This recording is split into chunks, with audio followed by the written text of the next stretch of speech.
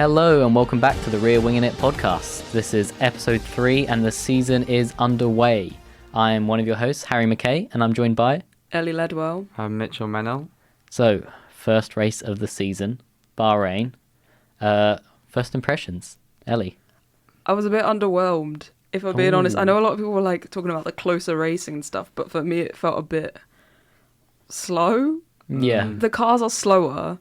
They are able to follow more, but I felt like I was just watching them go. It wasn't as The cars exciting. are heavy. They're like 800 kg. And they're really, really wide. Like, the tracks are narrow and the cars are wide. It just doesn't go... Yeah, they are the biggest they've ever been, right? I think. No, yeah, that felt slower. And the tyres are massive as well, so the pit stops are like lethargic almost. Yeah, it does feel like the speed has been taken out of it a little bit. Oh, I guess like we'll get used to it and that'll come back. But at the moment, it feels a bit like damp. Yeah, I guess, engineers are working things out, drivers are working things out. The, graphics department for Sky is working things out because that was awful. I definitely think this was like, baby steps. I can see glimpses of good racing. Max and Leclerc had a little scrap over lasted more than one corner, it was like 2 laps, I think. And, I was on the edge of my seat. Didn't quite go the way I wanted it to. We'll come to that. But, I think there's potential. I think the cars at the moment, they're just figuring them out. Yeah, I think the longer we leave it, hopefully the better it gets. Yeah. Mm-hmm. Yeah. Mitchell, how do you think this first opening race went? Awfully, really. The Mercedes fun. Couldn't get any worse. That's the big news. Mercedes not sandbagging. Yeah. No sandbags. Even though they came 3rd and 4th, they're just way off the pace. It was sort of everything that maybe I haven't quite admitted it, but I did sort of want to stick it to you, and I wanted them to do poorly. And as soon as it happened, I was like, this is a bit, I wanted everyone going for it, all 3 the top teams. So I was a bit disappointed. 4 of the top teams. Sorry, 4 of the top teams. I don't want to even dream about that, Ellie. Come on. Another big hope, McLaren. Terrible. Awful. They came 14th and 15th, and there was only 17 finishers, so they couldn't have done much worse. I mean, Norris qualified 13th. Yeah. So that was not great, and Ricciardo qualified 18th, which was abysmal. At least he made up a few places, but getting into Q3 compared to how they were last year. I thought the progression, they've been getting better and better and better, and I just thought this was the year to kind of get 3 or 4 race wins under the belt, but I don't think we'll be getting them. I think we all said Norris's win would come this season, and it doesn't look like it is. Yeah, but we can always hope.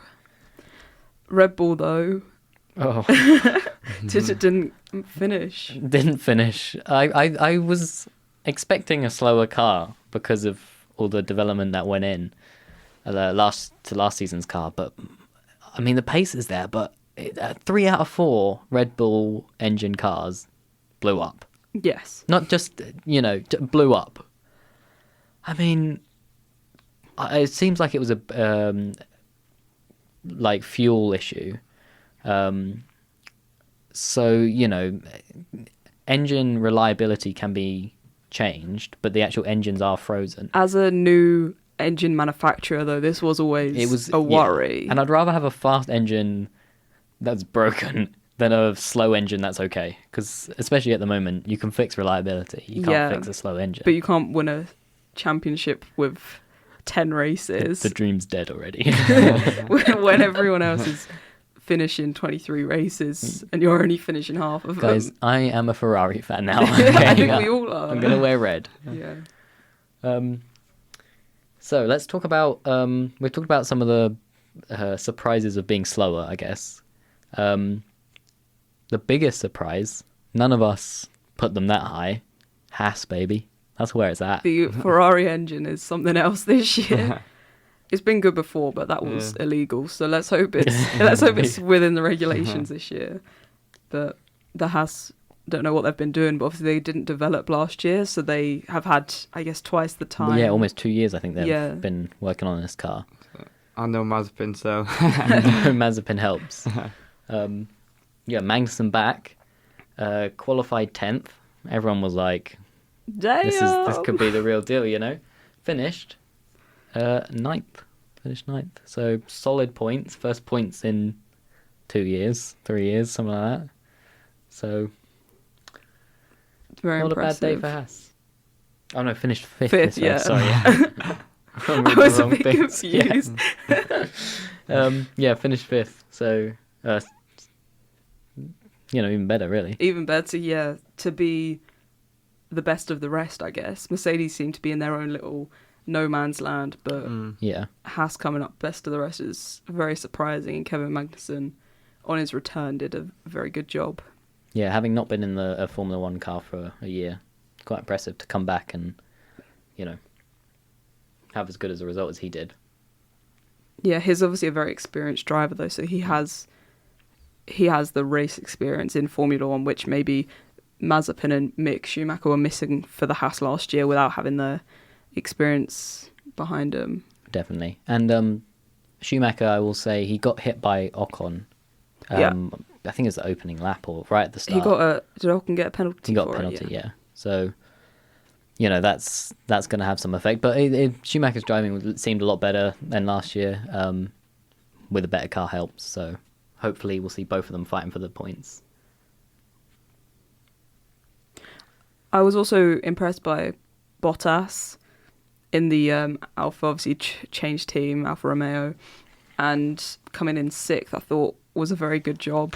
Yeah, I mean, I put them last. I think I put them last as well. Hey, told you. Well, I think I put them ninth, but didn't put them last. Better than we did. So, yeah. Our predictions were not very good. But I did say Bottas have a good season. You were riding the Bottas fan club pretty high, so... I was. And that's about the only thing I got right. Well, bit of liberation anyway. Yeah. But seeing Bottas one place behind Hamilton in qualifying, if you had predicted that, I want to justify our predictions a little bit. Yeah. You would have been called a madman, probably. Definitely. If you'd have gone to the teams that they were at and said that result, you'd have been laughed at, probably. But I mean, I laughed at Mitchell when he said he was going to win a race, so... I do get called a madman quite a lot. Yeah. Who knows? Could happen. So we talked a bit... Well, I mentioned the couple laps of close racing. That was really all we got from what I felt improved. Did you think cars could follow better?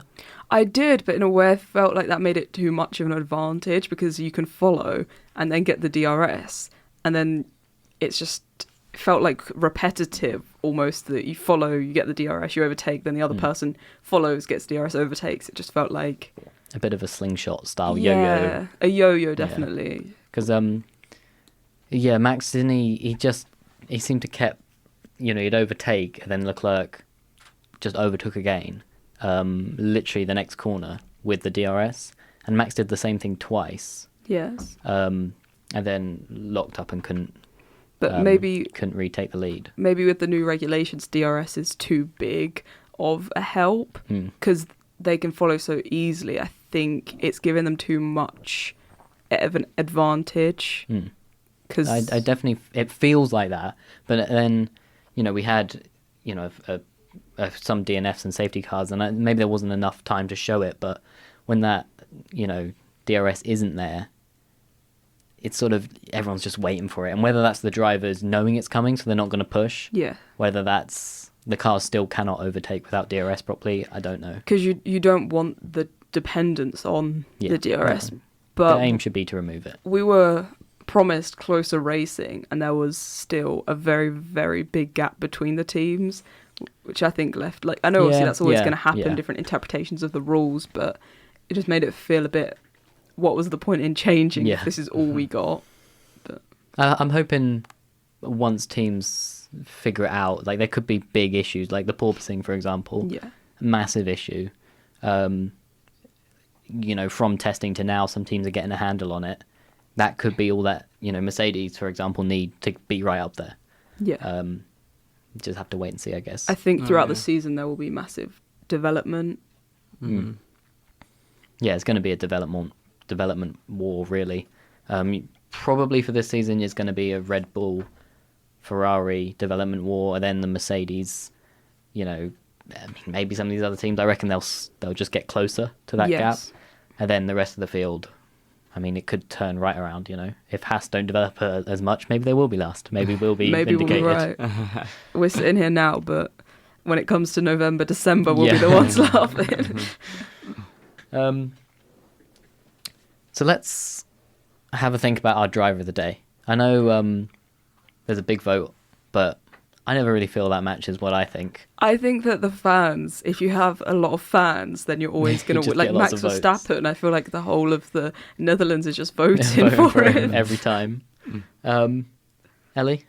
Well, I take it your driver of the day wasn't Max Verstappen. It was not. I have two, but I'm only going to go with one, but I'll say both. I thought Ocon to P7 was a very good result, and beating Alonso... I said he was my driver of the year last year, and I did get laughed at, so I like to be vindicated. But I'm going to say Kevin Magnussen coming 5th. In the Haas, none of us saw it happening. I don't think he thought a week before it would be happening, so that was the standout for me.